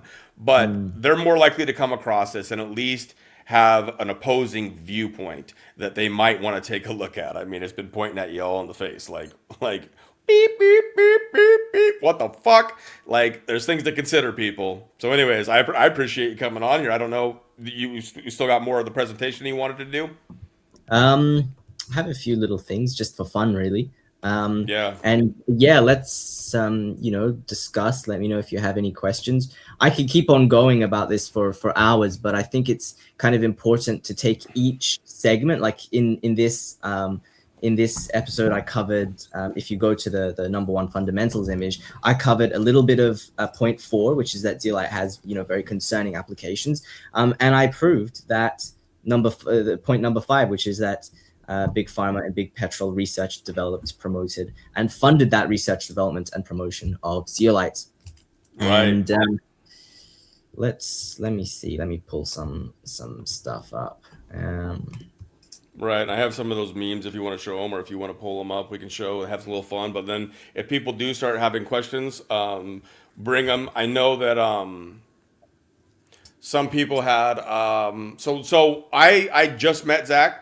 And through an acquaintance that connected us, we talked before we did this, and there's stuff going on or whatnot. But people, I don't know everything. I was really excited about this, and I think this is all solid work on Zeolie. Somebody had a question about some product that you have going on. I don't know if we can get into that, but if you want to talk about it and answer some questions in whatever area people have, but yeah. No, I appreciate questions like that. But I'm particularly specifically focused on raising awareness about zeolite, and at this time, really, and all of these kind of the system behind these alternative industry psyops and supplement psyops. So really, anything else is a distraction. I'm not here to promote anything. Okay, so there's the answer for that one. But I will point out that we'll stick to the zeolite. That's fine. The links to Zach are all down below. So if you want to go and harass him and be an asshole, then he'll hopefully have the opportunity to also block your ass. But you have access to the guy. But that was one of the ones that was getting thrown around, was something like that. I have both those links pulled up. So do you want to pull those up? Want me to pull those up on the screen? Yeah, please share them. They're just a taster, really, and I know this community will kind of take the keywords and take into consideration what Sabrina has shared with everyone. And yeah, look at those links and look more into it. There's a whole lot more to learn and discover with these very questionable applications about zeolites. And I'll pull up also some interesting kind of fun stuff, because why not? And is this one that you're going to want down in like the video description? Yeah, yes, please. Yes, please share that with Okay, everyone. so anti-reflective zeolite coating for implantable bioelectronic devices. I will have that one down below. I'll add it to the video description, and then I want to show the other link that we had. Just to show it up on the screen, and then for you to know that there will be more references and more links down below this video, so that you have access to them and you can do your own research, which is what we encourage. Optically unobtrusive zeolite-based dry electrodes for wearable ECG monitoring. I think you brought this one up earlier, but these will be important ones for everybody to have access to, and I will add those down into the video description for you all. But go ahead, sir. Yeah, so that's just really the end of the thread. So start pulling. And yeah, this really is just the start of releasing the proof and the evidence that is undeniable for the zeolite investigation. And what I'm going to do is I'm going to kind of stage it so that each little piece that I provide kind of builds in importance until we get to the kind of thermonuclear destruction of all of the false talking points and some very, very, very concerning evidence into what zeolite does in the body, and potentially some people that are connected to some of these zeolites. And I'll leave it there in terms of what's coming in the future. But feel free to pull up number 70 or 74, for example. And yeah. That's exactly what you're talking about, what I'm talking about, and yeah, it's a sad reality. But you just look at that, and right, and it's what keeps happening with every single psyop. They show you one thing, and for one side of the equation, they'll be all about pharma and trusting the doctors, and then for the alternative side of the equation, they'll be all about zeolite product and whatnot. But it's the same people behind both of them. It's the Great Awakening and the Great Reset, run by the same people, marketed differently to different people, so that they all fall for the same scam. But this is great. You just put this together last night, right? Yep. Some extras exclusive for you guys. And then we had a question. I don't know if you can answer this one real quick. I think that was even in one of the documents. Jesus Pickles says, "I didn't comprehend what the deal was with the reflective surfaces." Do you want to Right. explain So that paper basically what it is that they were looking at putting essentially solar panels under your skin so that they can sustainably charge these devices in the body, whether that be a biosensor or a transmitter and receiver or whatever it is. And so basically what they used zeolite for, and they used its very unusual properties that industry loves and Big Pharma loves. What they used the zeolite for is basically as a coating on this subcutaneous solar panel. So basically what that zeolite does is that it ensures that the minimal light that can get through the skin and obviously to this solar panel is kind of preserved and kept in and prevented from reflecting around and dissipating. So it kind of concentrates or channels the sunlight into the solar panel that then is the, intelligent reflective surfaces all around you. Yeah. Right. Yeah. Yeah, and that's the thing where just talking about kind of the mainstream, in vivo devices, they're saying, well, we don't want to put a battery in you, we want you to be the battery, or we want the sun to be the battery. And you know, if you think about that, we want you to be the battery. You know, Right. go ask Sabrina about that. Yes, that's part of energy harvesting is an aspect of this. Running the internet through our bodies is an aspect of what the biocyber interface and what they are doing with all of this whole rollout of their new toys on humanity, if you will, from what we've been covering with the biodigital convergence. Some people are having specific questions about companies. We're staying away from that for right now. You guys know me. I love calling out motherfuckers, Yeah, but I'm also just learning this as well. We want to stick to the facts for the most part. You've had some of yeah. my fun Booma outbursts, which I hope you all enjoy because it makes it more Oh, fun, I did. right?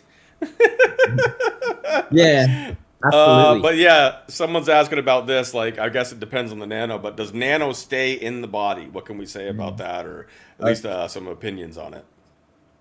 Okay, I'm going to answer that in a second, but I just wanted to make a point to what you said, which is that every zeolite company will tell you, or almost every zeolite company will tell you that all the other zeolites are toxic except R1. So the synthetic zeolite company will tell you that the natural zeolites are bad because X, Y, Z. And I think you actually shared a video that I did on that on your Twitter, which kind of covered a little bit of that. And then the natural zeolite companies will say the synthetic is bad, take R1. And then there'll be another company that will come along and say, oh, the synthetic and the natural is bad, but we've added calcium carbonate or something else, for example, and our zeolite is the only good zeolite. And then a zeolite powder company will come along and say, oh, all those zeolite liquids are bad. What you need is a micronized powder zeolite. And so then they say, okay, our zeolite is the best. And it's basically like that the whole way. And I think it's interesting because with any natural zeolite, what people need to be aware of is that they don't come perfect in nature. Of course, they have aluminium and silica as the zeolite itself, but then you also have potentially the zeolite bound to arsenic, lead, cadmium, and all these other things. And you can look at certain companies and the chemical analysis of their zeolites and some other things. That's a little clue for what is to come. But yeah, okay. So does nano stay in the body? I Or at can't it, say that can you get it out? I can't say that 100% of the nano will stay in the body. 100% of the nano of your nano intake will not stay in the body, but there are certain issues with nano scale materials. We call it kind of like an invisibility cloaking and an anti-immune or bodily defense mechanism. So with all nanomaterials, they have certain properties. And one of them, due to their, first of all, their extreme small size, is that the body can struggle to detect or remove these nanomaterials. Now, also, when you have nanomaterials in the body or in any biological organism, you also have a phenomenon called the protein corona. And the protein corona basically means that when nanomaterials enter your body, they can attract all of these different biomolecules around them. So they can coat themselves in proteins, lipids, nucleic acids, whatever it is. And they can mask themselves from the body in that way. Additionally, if the body does or can detect the nanomaterials, there's another issue where these nanoparticles are so toxic that they, for example, you have a macrophage or a garbage collector or a white blood cell, and the nanomaterials will kill the macrophage, will kill the garbage collector. So that's where the anti-immune or anti-bodily defense system comes into play here, where firstly they're invisible, and secondly, if they are discovered, they just kill whatever tries to remove them. And so that's not to say that nano isn't, there's a certain percentage of nano that isn't released by your body. Certainly there is some nano intake that is released, and you also have to look at, has it been programmed, has it been weaponized? Because all nano has a program, but I would question whether um, what do you call it? You could say a biochemist or a molecular engineer or a nanotechnologist has come along and particularly weaponized it for a certain um, function. The thing is that what industry came and did is that they said, oh, look at these weird and wacky nanoparticles. They already have these properties inherently. So now let's weaponize them, let's tweak them, let's program them and see what kind of programmed functions we can get out of them. So like all of the applications for the different nanomaterials in industry, they're all kind of based in some way or another on the inherent properties of nanoscale materials. And yeah, so that's a big issue with nano accumulation because, of course, we consume, according to research in 2012 that then got backed up in 2017 or 18, we're consuming trillions of these nanomaterials just through inhalation, skin absorption, and ingestion, whether you're eating, drinking, etc. So, and of course, because they're so small, that might only come out, like if you put all of those nanoparticles together, that might only come out to, let's say 3 grains of rice. The issue is that they're not 3 grains of rice. It's trillions of these dispersed, and they can obviously overwhelm cells. And even if a percentage, let's say 50%, are being retained in the body, the research is very clear they can be retained for weeks, months, years, if not decades. And it's very likely that there were some nanomaterials in the seed and egg, or the seed and the egg that formed you, that are still in your body.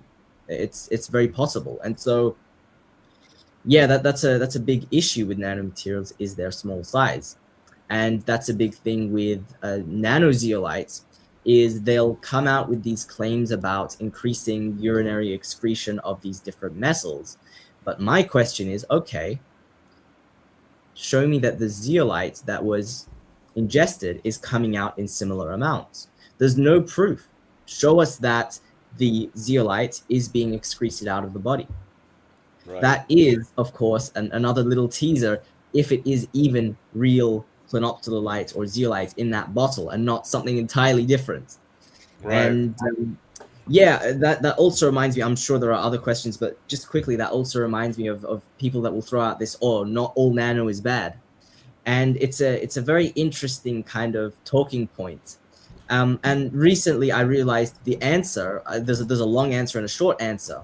And the short answer is essentially, sure, not all nano is bad, but this nano is.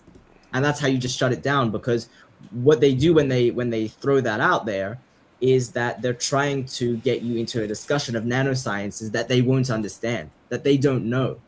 And so they're trying to bog you down into talking about incidental nanoparticles and nanomaterials from fires, like forest fires or industrial processes, and nanoparticles from combustion and whatnot, and nanoparticles that created through processes of wind and whatnot.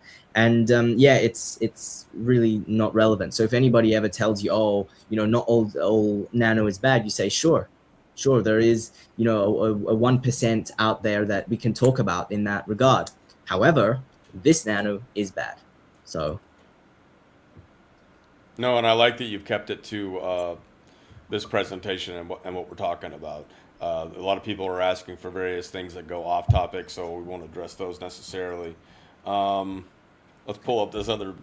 I think you show this other meme here. Let's show that on there. It's incredible. It's incredible. The gurus that are most vocal about aluminium seem to be promoting aluminium detox products. It's an interesting kind of cognitive dissonance. Except for, and I don't know too much about the gentleman, but I have heard that Dr. Chris Exley is a big figure in the field of talking about aluminium in the juice, in the carrots, and he's against it. He's against zeolite, and I wonder why. I think perhaps he doesn't have that cognitive dissonance, and he was admirably resistant to whatever psyops they tried to throw at him. And yeah, I love it. I love the memes too. It makes it simple. And then some of the stuff that Sabrina's throwing out there is stuff to take into consideration too. We've had really good interactions here. our lovely friend Hope Girl is in the chat, and you're spewing so much bullshit and shit. I'm not saying it's all bullshit, but you're putting so much out there. Listen, Like listen. Oh, I sorry. don't Go know. ahead. Go ahead. And I'll get to it. Are you seeing the stuff that she's throwing Yeah, in there? yeah. I've seen a few things, which you know. Thank you. First of all, Hope Girl, for weighing in. I'm glad that you're attending, and I'm happy to see you here. Go ahead and pull up number one fundamentals. All right. And I actually wanted to say this earlier, but we were having so much fun, and the conversation was kind of moving. While you pull up that, I'll say that I will debate any On the Zeolite fundamentals? promoter. Yes, please. I will promote. I will debate any Zeolite promoter, any Zeolite zealot, for any length of time, given normal reasonability. I will debate multiple of you at the same time. I'm happy to have a 1v5. I'm happy to have a 1v10. Set it up. Contact me. All right. Issue me a public challenge. I will debate all of you. All right. Right. And I'm getting excited. You know exactly what I will present in our debate. Answer these questions, because no Zeolite zealot can ever answer the basic fundamental questions. Zeolite is aluminium. What is your excuse for ingesting an aluminium silicate? What possible reason could you have to ingest a toxin? A toxin is toxic, no matter what excuse you come up for it. Zeolite is nanotoxic. Explain to me how this aluminium nano is safe. All right, now you're appealing to authority. You want to tell me about peer-reviewed studies. Well, show me the science behind nano-zeolite, nano-aluminium being healthy and safe. Because all you have is Big Pharma funded, and you have Zeolite companies funding these studies, and you have these lies. I can take a pro-Zeolite paper and show you exactly the point in which they have whitewashed the parts that actually kind of betray the fact that zeolite is toxic. When you see that immune modulation, you go look at that. What is the biochemistry that is relating to that? Zeolite is causing oxidative stress, and then they're saying that because zeolite was causing oxidative stress, what happened is that the body came, because it's so poisonous, the body came to fix that up. And then because the body came to fix that up, the body produced antioxidants.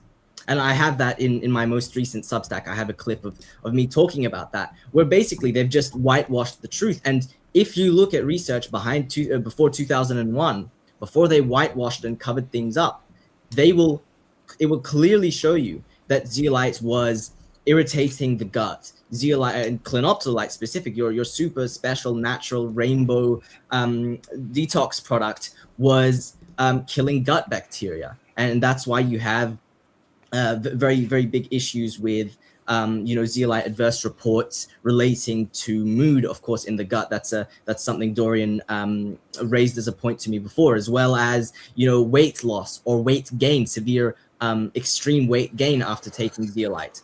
And yeah, so I see what you're posting in the chat. You're promoting your very, very non-biased research that was conducted by zeolite promoters. It's like saying, oh, but the pharmaceuticals say that this stuff is. Now I said, okay, let's wait for 5 seconds and then I'll do it again. I don't want to get you censored. They're saying it's safe and effective. Oh, look at that. They said it's safe and effective. That's amazing. Yeah, keep spamming those links. I encourage people to go look at them. Yes. Keep spamming them. Answer the question: is zeolite an aluminium silicate? Why should anybody take a nano aluminium silicate that is utilized in very concerning industrial applications, such as biosensors, such as drug delivery, such as injections? And why should anybody be convinced that a material that was promoted and funded by Big Pharma and Big Petrol is really this miracle solution that everybody needs? I had a few threads that I kind of left open. One of them is about the zeolite whitewashing, and so you can go, before 2001. It'll take some wrangling to kind of find that research. But it was clinoptilite was compared to asbestos in toxicity, in its similarity, in its toxicity, and I hope everyone knows that. I hope that everyone knows the history of asbestos and how horrible it was. And you also have research about zeolite and disrupting the blood, which then also and iron, and you have a connection there with the anecdotes and the adverse reports talking about zeolite causing anemia, causing heart issues, heart palpitations. And so that's another thing there. But again, answer the question.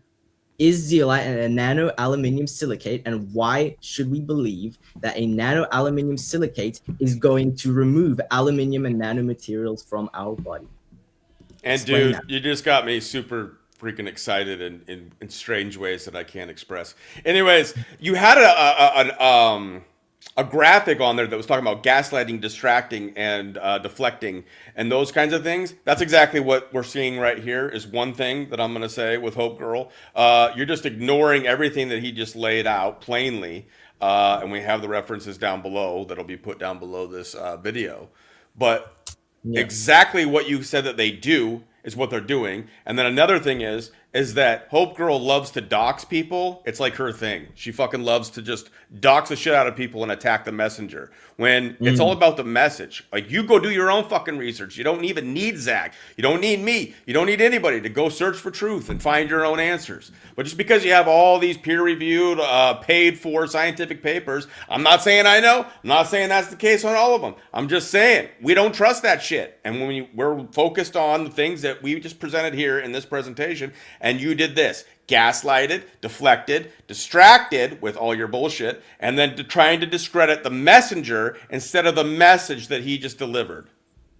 Answer That's the exactly question. what you're fucking doing right here, Hope Girl, and you're not getting anywhere with this group especially. But he also just challenged your ass and bring all your little friends, and you can have a freaking debate about all this stuff, and then you can waste all everybody's time. Usually what happens with these debates, though, bro, I mean, do it. Don't not do it. I'm not saying not do it. But she's going to pull out the peer review studies. She's going to talk forever, and it's going to be one of these things where like they exhaust you with the depth of just Yeah. nonsense, like just reading the peer review studies. Yeah, and to that's you, the like, confidence trick. Yeah. Yeah, well, the That's- thing is, I'm not worried about that because I know exactly what they're going to say before they say it. Like I told her, they need to come up with new alternative narratives because the old stuff is, I mean, I'm telling you, it's one script master, somebody that brought Zeolite to the market and came up with all of these lies, that alleged lies that Zeolite promoters and zealots just parroted endlessly, and none of them have the proof. And yeah, you can bring up all your wonderful, unbiased, very, very, very unbiased papers.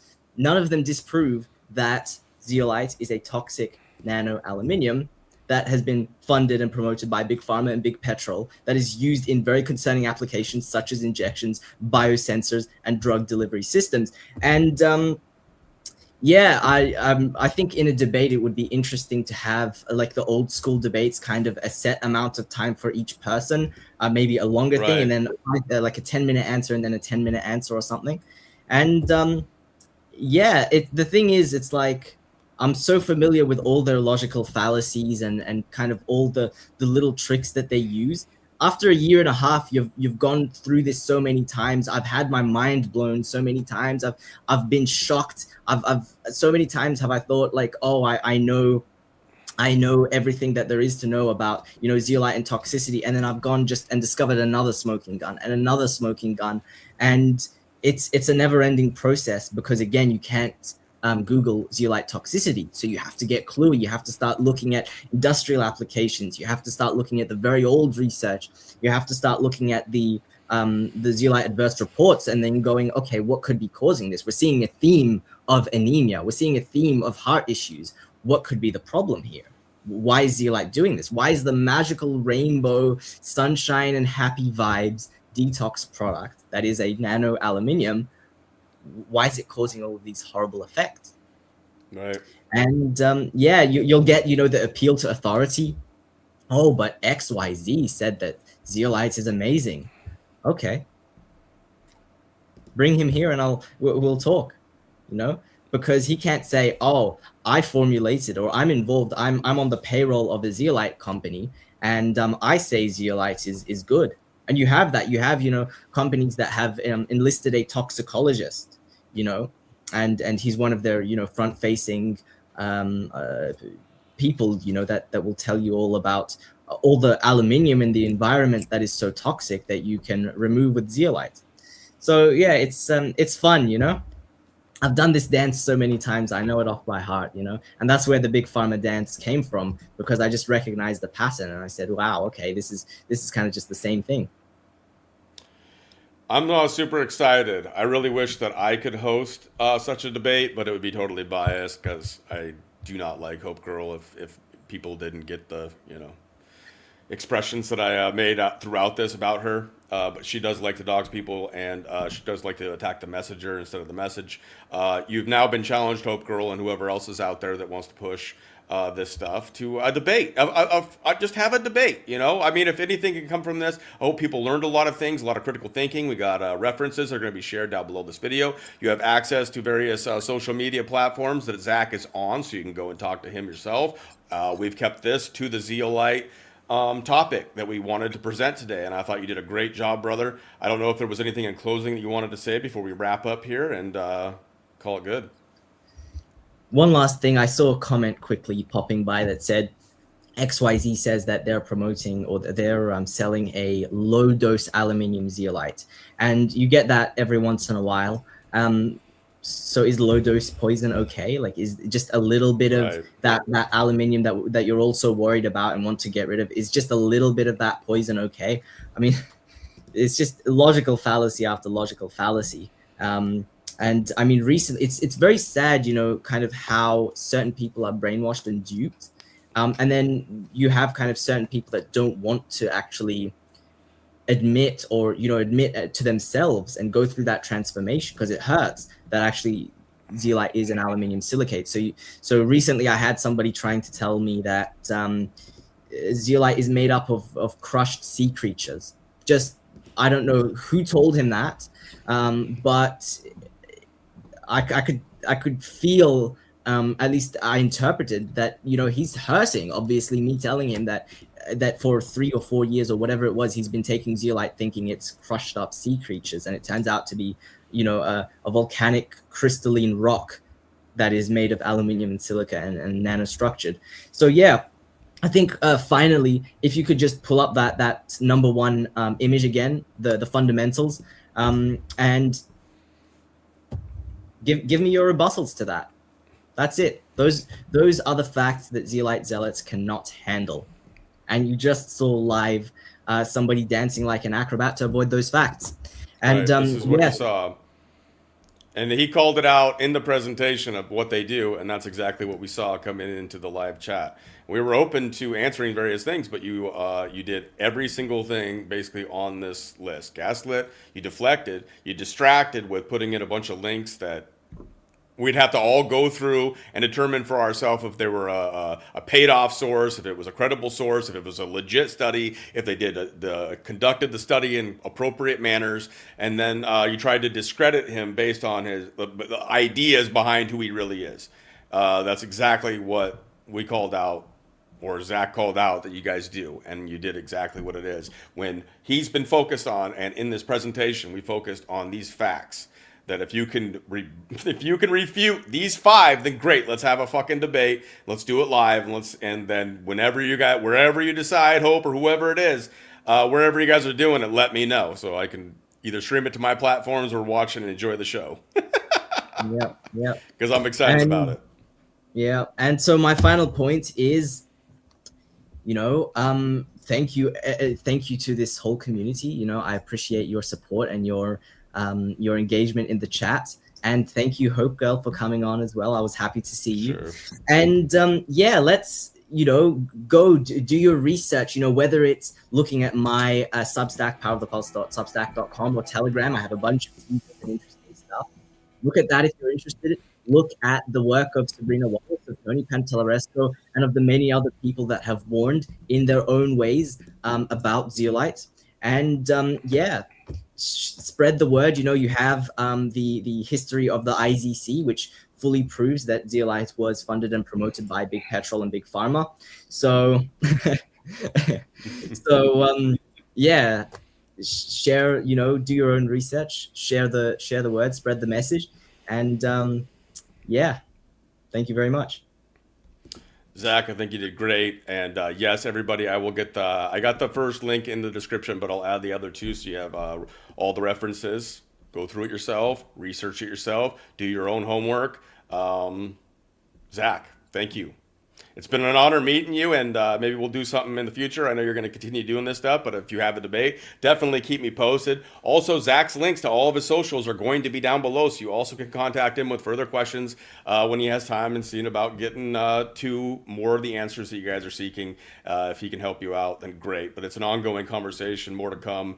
And just thank you all for being here. I love this community. I love you all. And God bless you all, and we look forward to catching you on the next one. Peace! Thank you very much.